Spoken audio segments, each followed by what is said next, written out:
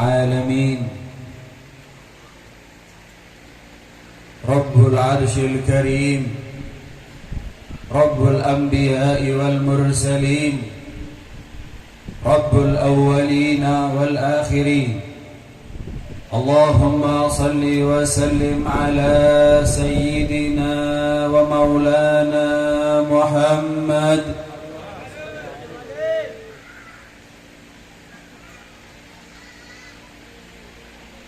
الأنبياء والمرسلين صلوات ربي وسلامه عليه.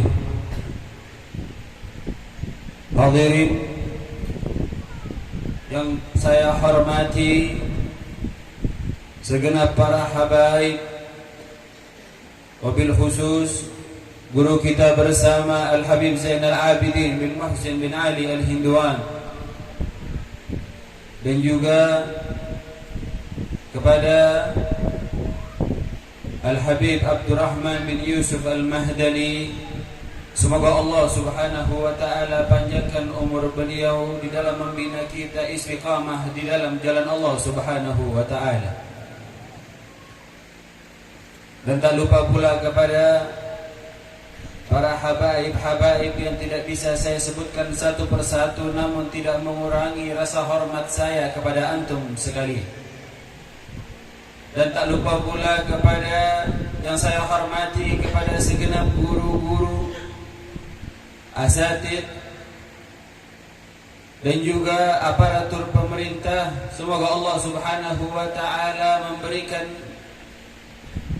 umur yang panjang, barakah, dan tak pula sedikit yang Allah berikan dari barakah itu tadi kepada kita menjadi barakah yang luar biasa kelak tak kalah kembali kepada Allah subhanahu wa ta'ala. Amin, Allahumma amin.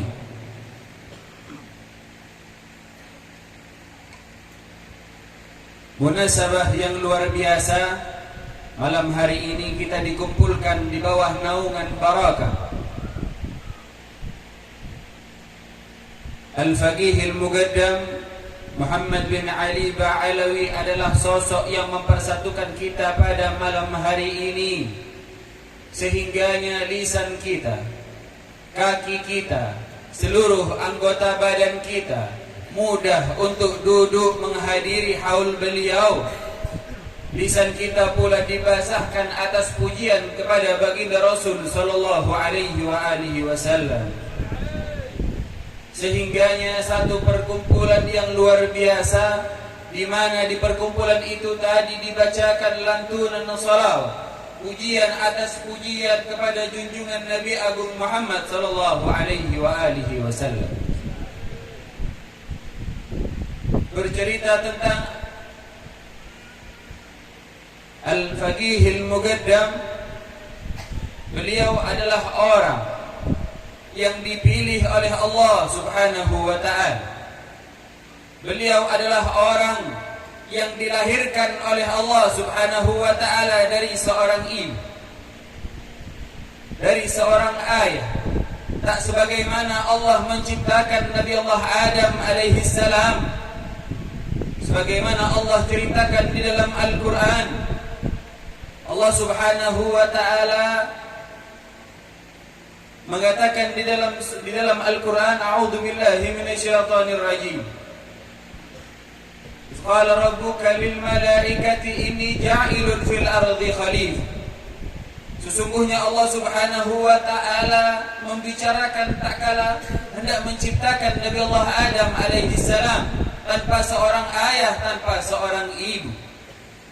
Sehingganya di dalam hadis-hadis yang disebutkan, Nabi Allah Adam alaihi salam diwujudkan oleh Allah subhanahu wa ta'ala tanpa seorang ayah, tanpa seorang ibu.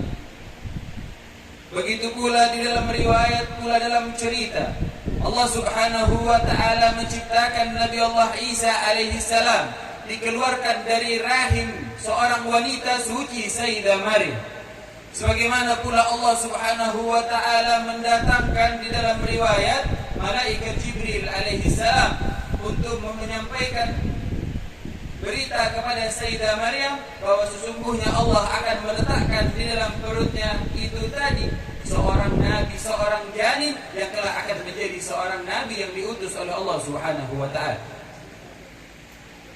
Cerita demi cerita begitulah riwayat Nabi Allah Isa alaihissalam yang ibunya difitnah karena tak kalah hamilnya Nabi Allah Isa alaihissalam.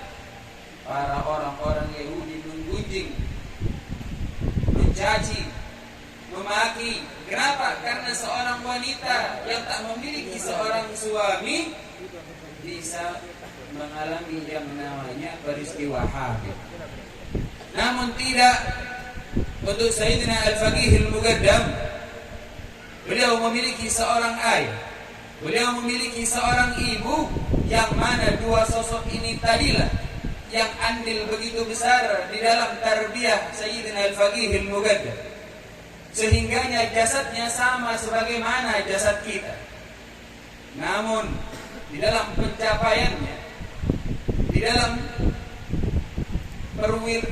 wilayahnya, yaitu maqam yang diberikan oleh Allah Subhanahu wa taala, kedudukan yang diberikan oleh Allah Subhanahu wa taala tak sama sebagaimana kita, yang mana kalau diukur jauhnya sejauh cahaya meninggalkan muka bumi. Jauh, begitu jauh rasanya kedudukan kita kalau dibandingkan dengan Sayyidina Al-Faqih Al-Muqaddam. Sayyidina Al-Faqih Al-Muqaddam tidak hanya mendapatkan derajat ini satu hari, satu malam, namun dengan mujahadah, dengan tazkiyatun nufus, membersihkan dirinya dari apa-apa yang diharamkan oleh Allah Subhanahu wa ta'ala. Sehingganya tidak tersisa di dalam hati beliau penyakit demi penyakit, gangguan demi gangguan, bintik demi bintik hitam yang diberikan oleh syaitan untuk senantiasa menjadikan ujian kepada makhluk. Itu dibersihkan oleh Sayyidina Al-Faqih Al-Muqaddam. Tidak semena-mena hanya dibersihkan, namun dibersihkan dengan yang namanya mujahadah, dengan bersungguh-sungguh, sehingganya beliau mendapatkan derajat yang tinggi di sisi Allah Subhanahu wa ta'ala. Sebagaimana Allah katakan di dalam firman-Nya, a'udzubillahi minasyaitonir rajim, bismillahirrahmanirrahim, fi qulubihim marad fazadahumullahu marada. Di antara mereka-mereka yang memiliki penyakit di dalam hatinya, makhluk-makhluk Allah, manusia yang memiliki rasa benci di dalam hatinya, Allah tambahkan di dalam hatinya penyakit demi penyakit. Bagi mereka yang senantiasa membiarkan begitu saja penyakit itu pun dirogoti sedikit demi sedikit di dalam hati makhluk, yang membiarkan penyakit ini tumbuh dan berkembang biak. Sehingganya Al-Faqih Al-Muqaddam membersihkan apa yang ada di dalam hatinya itu tadi, sehingganya tidak menjadi bibit-bibit yang tumbuh memenuhi hati seorang makhluk. Apabila bibit yang diberikan adalah bibit yang berasalkan dari baginda Rasul sallallahu alaihi wasallam, tentu bibit ini kelak akan menjadi satu bukti bahwa kita mengikuti baginda Rasul sallallahu alaihi wasallam. Apabila kita mentelaah bagaimana sifat-sifat baginda Rasul sallallahu alaihi wasallam, terkadang yang namanya manusia mencari celah untuk tidak dapat mengikuti apa yang diberikan oleh baginda Rasul sallallahu alaihi wasallam. Tak kala nafsunya telah berbicara di dalam dirinya, itu kan baginda Rasul. Itu sudah 1445 tahun yang lalu. Kita ini hidup di tahun 2023. Gak zaman sudah begitu, gak model. Ketinggalan zaman sudah orang yang berpikiran semacam itu. Na'udzubillah waliyadzubillah, itu adalah nafsu yang berbicara di dalam hatinya, sehingganya diberikan hijab oleh Allah Subhanahu wa ta'ala. Tak mengerti hakikat yang bermanfaat. Itu akibatnya karena kita berperang tak mengenal siapa musuh kita. Sehingganya sebagaimana yang kita dapatkan dari riwayat yang sering kita dengar, baginda Rasul sallallahu alaihi wasallam, tak kala beliau pulang dari perang, beliau mengatakan, raja'na min jihadil asghar ila jihadil akbar. Sungguh kita akan pulang dari perang yang kecil ini dan kita akan menjumpai peperangan yang jauh lebih besar daripada ini. Apa yang dimaksud oleh baginda Rasul tak lain tak bukan adalah tak kala manusia memerangi dirinya sendiri, melawan di dalam dirinya, yaitu nafsu, yang sehingganya nafsu tadi menggerogoti di dalam hati setiap manusia yang enggan untuk melawannya, dan hati itu akan layu dan mati. Ma'udzubillah waliyadzubillah. Hati yang mati tak akan pernah dipandang oleh Allah Subhanahu wa ta'ala. Sehingganya hati yang mati itu tadi tidak bisa dijadikan saksi kelak di hadapan Allah Subhanahu wa ta'ala demi kebaikannya, namun akan menjadi saksi bahwa hatinya dipergunakan untuk sesuatu yang dibenci oleh Allah Subhanahu wa ta'ala. Na'udzubillah waliyadzubillah. Sehingganya dikatakan di dalam riwayat, pernah diceritakan tak kala baginda Rasul sallallahu alaihi wasallam duduk bersama sahabat-sahabatnya, salah satu sahabat yang menceritakan atas satu sahabatnya lagi yang berakhlak mulia, berakhlak sempurna. Sahabat ini tadi memiliki tingkah laku yang luar biasa. Tak kala ia berbicara dengan lemah lembut, tak kala ia berakhlak yang mulia. Lalu diceritakanlah sampai ke telinga baginda Rasul sallallahu alaihi wasallam. Ya Rasulullah, sungguh si fulan kalau ia bertutur kata, tutur katanya begitu lembut. Apabila ia berbudi pekerti, ia berbudi pekerti yang sangat tinggi. Ia bermuamalah dengan secara baik. Sehingganya tak kala orang yang dibicarakan oleh sahabat ini tadi lewat di hadapan baginda Rasul sallallahu alaihi wasallam, maka sahabat yang membicarakan tadi, ya Rasulullah, itulah orang yang sedang kita bicarakan. Sehingganya tak kala baginda Rasul mengetahui siapa yang sedang ia bicarakan, maka beliau sesegera mendatangi orang ini tadi. Sahabatnya didatangi. Wahai fulan, sungguh aku mendengar tentang kabar apa yang engkau kerjakan di antara para sahabat-sahabat Muhammad yang lain. Sungguh demi Allah, aku mengetahui apa yang berada di dalam hatimu. Saat ini engkau telah berbicara kepada dirimu sendiri bahwa sesungguhnya tidak ada sahabat Muhammad yang jauh lebih baik daripada diri. Ini adalah salah satu hijab yang membuat kita jauh dari Allah Subhanahu wa ta'ala, yaitu al-kibr, kesombongan yang luar biasa, menganggap dirinya jauh lebih baik di antara yang lain. Merasa dia sudah mendekatkan diri paling dekat kepada Allah Subhanahu wa ta'ala, merasa dirinya paling dekat kepada Allah Subhanahu wa ta'ala, sehingganya ia merasa bahwa orang-orang yang berada di sekitarnya tidak ada yang jauh lebih baik daripada diri. Na'udzubillah waliyadzubillah. Ini adalah kerjaan dari iblis. Sesungguhnya ia mengangkat dirimu sendiri sehingga engkau merasa jauh lebih baik di antara yang lain. Lalu orang itu mengatakan kepada baginda Rasul, betul ya Rasulullah, sungguh hati nuraniku saat ini sedang berbicara di dalam diriku dan mengatakan bahwa sesungguhnya tidak ada sahabat Muhammad yang jauh lebih baik daripadaku di antara tutur katanya, begitu pula dengan muamalahnya kepada sahabat-sahabat yang lain. Sungguh, kata baginda Rasul sallallahu alaihi wasallam, aku melihat bintik-bintik hitam di wajahmu yang sesungguhnya itu adalah pekerjaan dari musuh Allah Subhanahu wa ta'ala. Menganggap dirimu jauh lebih baik, menganggap dirinya jauh lebih baik di antara orang-orang yang lainnya, sehingganya timbul bibit-bibit kibir, sombong di hadapan makhluk-makhluk yang lain. Sungguh, bahkan Al-Imam Al-Faqih Al-Muqaddam membersihkan itu semua dari dalam hatinya, sehingganya tak tersisa sedikit dari antara bintik-bintik sifat madmumah yang diubah menjadi sifat-sifat mahmudah, yang sehingganya sifat ini tadilah yang menyampaikan kita kepada Allah Subhanahu wa ta'ala. Karena satu sifat madmumah adalah hijab, yang hangganya hijab itu tadi adalah perjalanan cahaya yang ditempuh. Hijabnya sama dengan perjalanan cahaya yang ditempuh selama 7.000 tahun lamanya. Lalu berapa hijab di dalam diri kita untuk menyampaikan diri kita kepada Allah Subhanahu wa ta'ala. Sudahlah ibadah kita begitu adanya, sudahlah sedekah kita segitu pun pengeluarannya, sudahlah puasa kita, ya begitulah puasanya. Namun amal ibadah yang dijunjung di hadapan Allah Subhanahu wa ta'ala adalah ketakwaan di setiap makhluk yang betul-betul bersungguh-sungguh untuk meniti jalan di jalan Allah Subhanahu wa ta'ala. Namun siapakah mereka yang pernah sampai kepada Allah lalu kembali dan membawa orang lain untuk sampai pula kepada Allah Subhanahu wa taala? Maka berhati-hatilah tatkala kita berguru, pandang wajahnya. Resapi apa yang ia katakan. Kalau orang yang kita anggap ada seorang guru, tatkala kita memandangnya kita ingat kepada Allah Subhanahu wa taala. Pegang erat, jangan pernah kau lepaskan, karena orang itu kelak akan membawamu di hadapan Allah Subhanahu wa taala.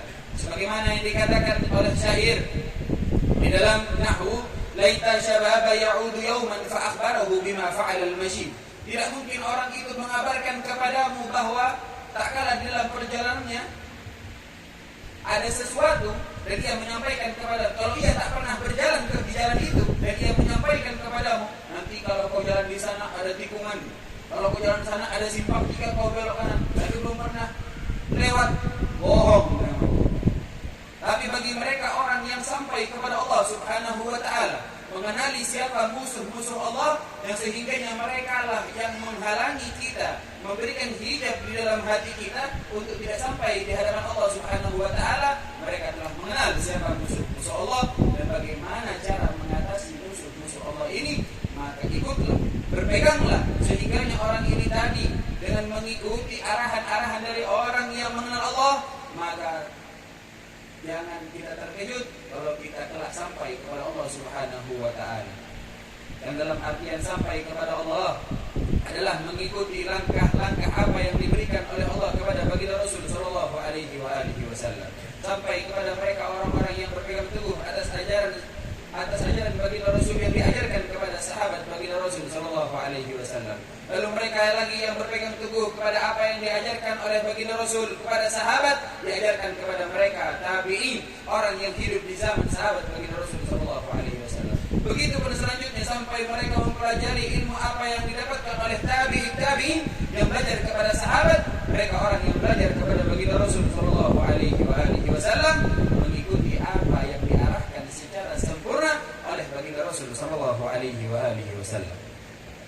Sehingganya na'udzubillah waliyadzubillah, jangan ada di dalam hati kita rasa ingin membanggakan diri, maka rendahkanlah diri kita di hadapan Allah Subhanahu wa taala. Ingat al-kibir, kata Allah Subhanahu wa taala, bahwa al-kibir ridai, bahwa sesungguhnya kesombongan itu adalah sorbanku, kata Allah Subhanahu wa taala. Maka kesombongan itu tadi tak patut dikembalikan kepada Allah, tetapi Allah lah yang patut senantiasa menyombongkan dirinya di hadapan seluruh makhluk Allah yang lain. Bagaimana apabila ada seseorang di antara kita tiba-tiba menarik sorban kita tanpa seizin kita? Tentulah kita akan marah, begitu pula Allah Subhanahu wa taala.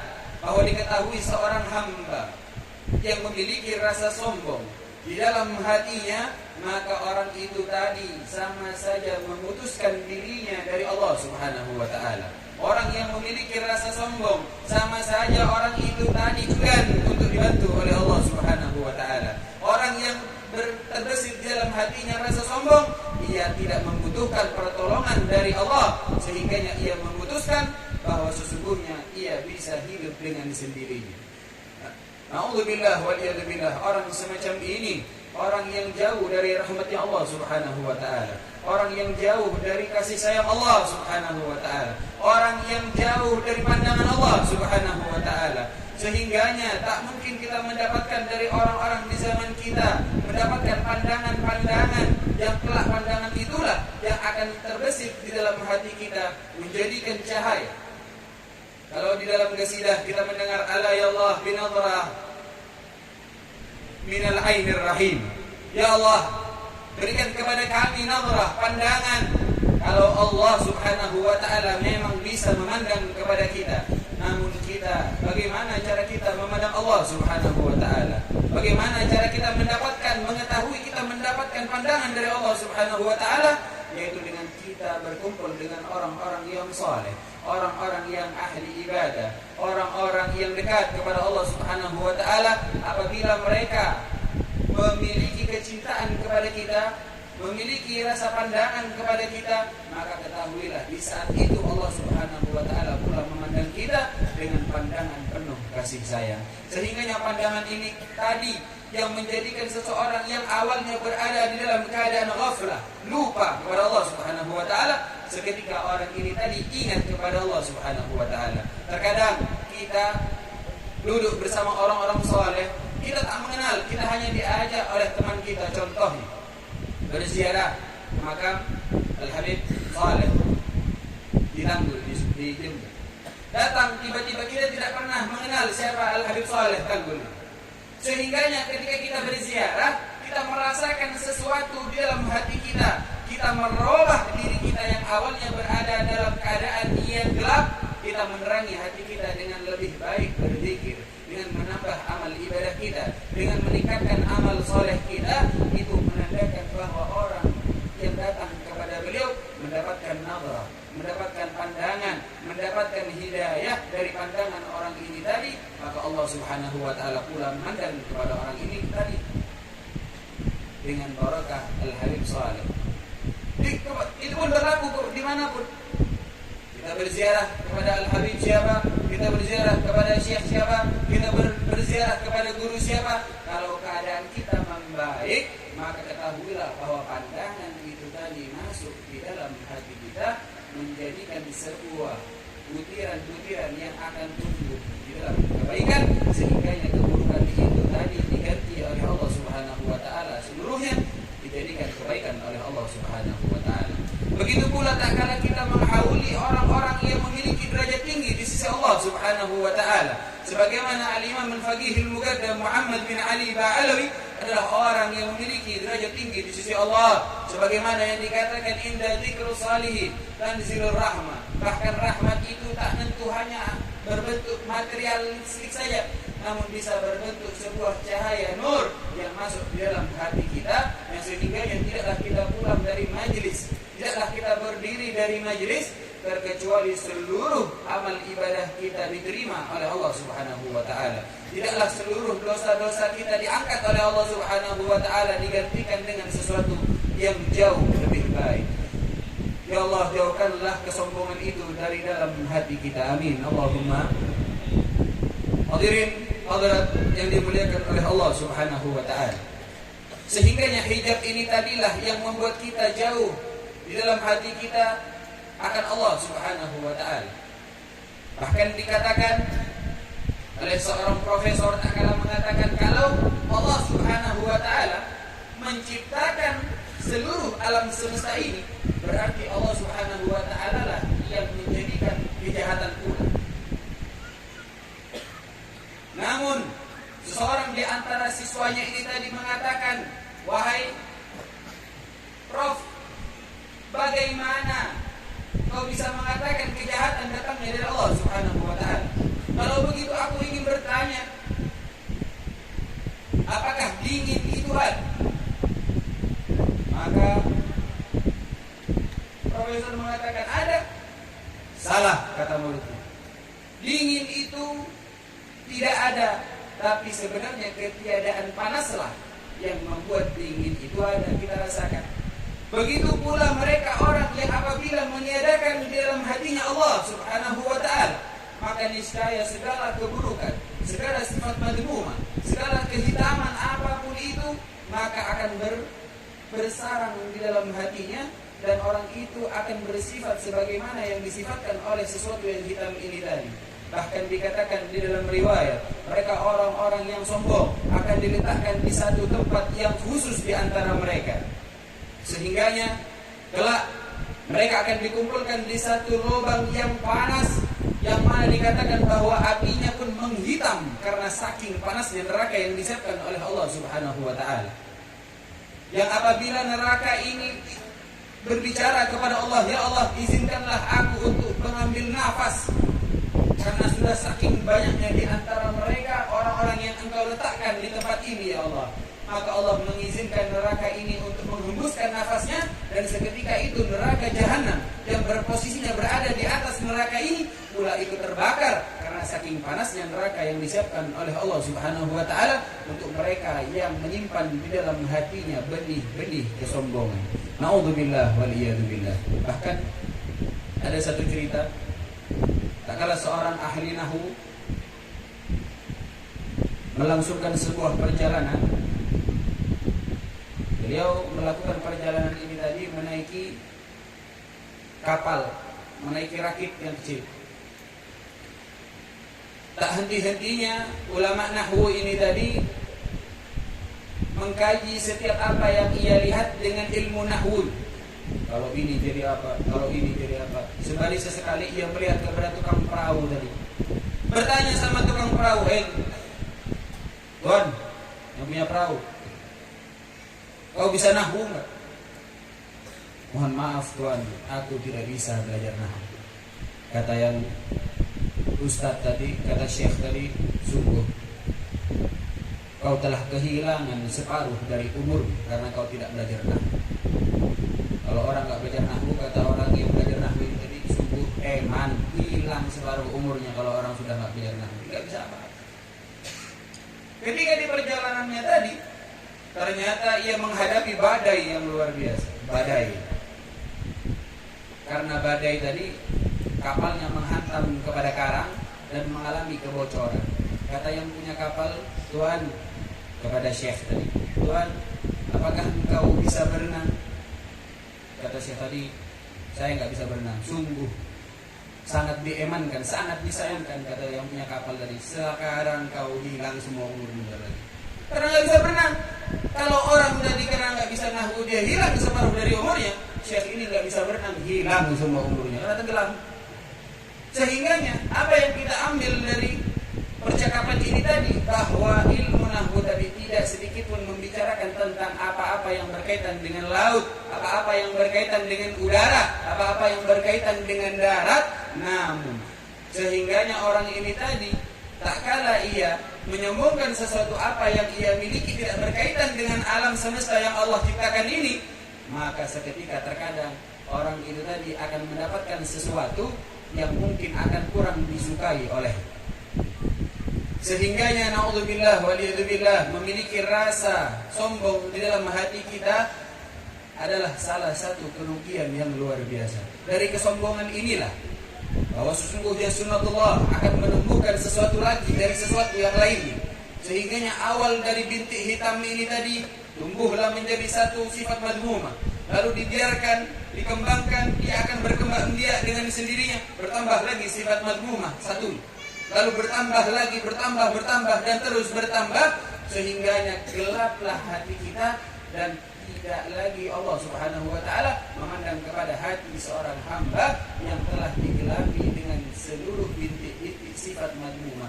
A'udzubillah waliyadzubillah. Semoga Allah Subhanahu wa taala menjauhkan kita dari seluruh apa-apa yang dibenci oleh Allah Subhanahu wa taala, dan semoga Allah Subhanahu wa taala mendekatkan kita, memberikan kita keistiqomahan di dalam beribadah, bermunajah kepada Allah Subhanahu wa taala, dan pula semoga tak kala kita beranjak dari majlis ini, Allah Subhanahu wa taala mempermudah segala urusan kita, mengangkat setiap dosa-dosa kita, memberikan kesembuhan di antara kita yang sakit, dan pula mempermudahkan di antara kita yang memiliki segala permasalahan ham di antara dunia maupun di akhirat.